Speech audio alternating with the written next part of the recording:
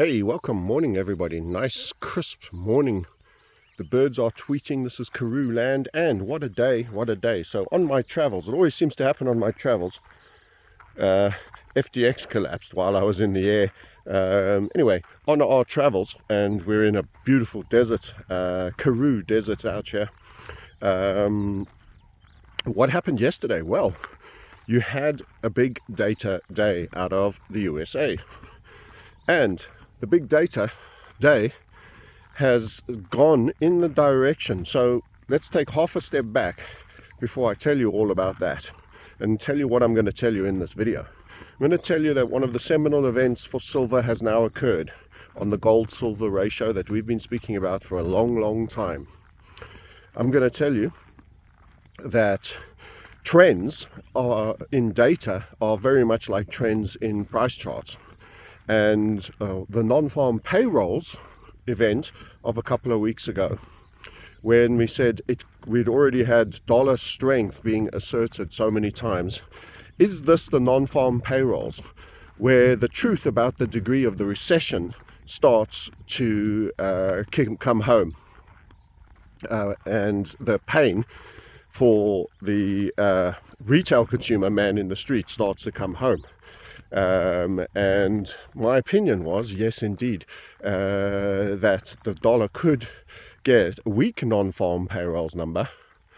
There's another morning committee member of the Federal Reserve there, contemplating the state of the dollar there with some beastly like calm. Hey bud, how you doing? How you doing? Anyway, so while we take our morning stroll, just a sun up, beautiful sun up by the way. Get up and greet that sun as many days as you can. So the non-farm payroll began a pivot of dollar relative slowing down, but it didn't get super weak straight away. Yes, it got a few knocks on the NFP number, which were shockers by the way. So unemployment was up on expectations. So we're talking about non-farm payroll. We're going to come back to the CPI today in a moment. But I wanted to highlight to you that the inflection points you get in NFPs often are followed through on in further detail. And we got overs on unemployment in the last NFP, which was first Friday of the month, just a couple of weeks ago, as I say. You got unders on the number, and you got a lower relative increase in expenditure. We're going to go check in on some bankers as well while we're doing our little stroll, by the way, as part of my tour of the Great Karoo. So what did that mean? Well, the dollar stopped going so super strong against certain currencies. It still continued against the yen. The yen has got its own reason for weakness, but it wasn't exceptionally weak, but the data was poor. But everyone was like, okay, we might be going into severe recession. We'll see how that turns out. Anyway, then yesterday you had the big CPI numbers, and wow. While we talk about the CPI numbers, let's just go over to Goldman Sachs over here and talk to some bankers. How are you doing? I actually feel guilty. These are quite cute animals. Hello. Hello, bud. You ain't no matter hog. Oh, you're kind of cute. It's a great shame. We kill them and eat them. Damn, I'm a softie. Anyway. Oh, there's a squabble about bonuses going on in the background there. Hey, more dollars. Anyway, so the CPI was a major undershoot, and it was across a number of the CPIs over month to month, year to year, etc., etc. So suddenly, whilst the dollar didn't turn too much on the non-farm payroll results, you've now got data twice in a row that are asserting real weakness biting. Powell was still prattling on about the strength of the economy, on the tail of stimulus from 2019-20, and we all know where that came from at one point, and saying how they've done such a great job on policy, etc., etc. So quite clearly now, you've had that weakness, and what it's done is it's served to support Bitcoin, by the way, which has been languishing and poor. Bitcoin really needed that, it has to be said. It's been languishing and poor. I mean, after the ETF hype, it's had a real hangover. That looked like one constipated bull market. Not correction, but pullback. It's got a little bit of a surge. But the key thing I also want to highlight here is, so this is kind of the template of rate expectation. The templates of rates expectation is, CPI dipped really hard. Problem, well, across all the boards, etc., slowing down. This is a second data point after the NFP. So you get trends of the dollar strength type supportive data, and you're getting trends now of slowdown kind of data. Now, that straight away should boost the metals, which is exactly what you saw in silver. That had been correcting. It's now surged up to close to where it was as high last time, but only actually hanging there for quite a bit longer. So what does this point out to us?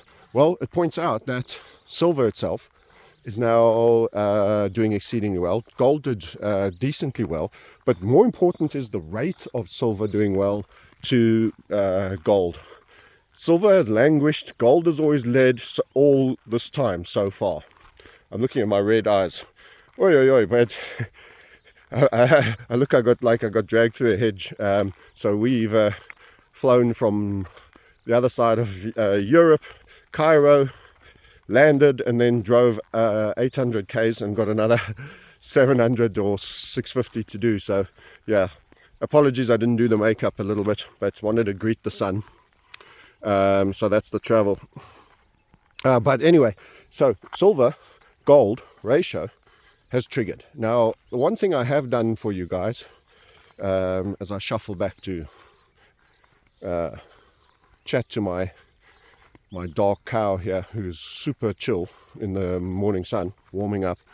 One thing I have given you on this channel is that the gold silver ratio break of the basing ascending grind line.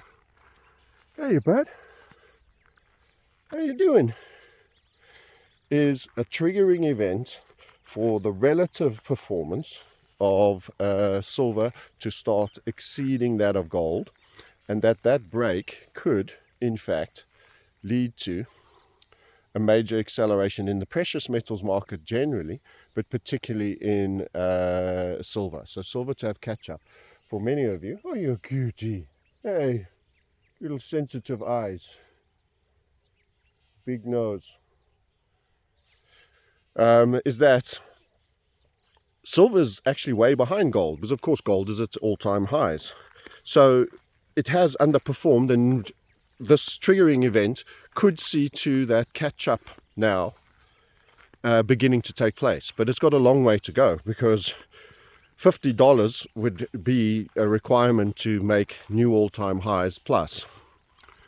Gold cleared that quite some time ago. That's been on central banker buying particularly, and is probably going to continue with big institutions and central banks and a little bit of retail buying. Silver's affordability, however, may have a larger retail aspect to it, and some of the concerns around supply and paper shorts, a lot of banker related aspects could suddenly become into the frame. Now, people have been talking about that for a while. There's a jadedness on my Twitter feed when I talk about silver.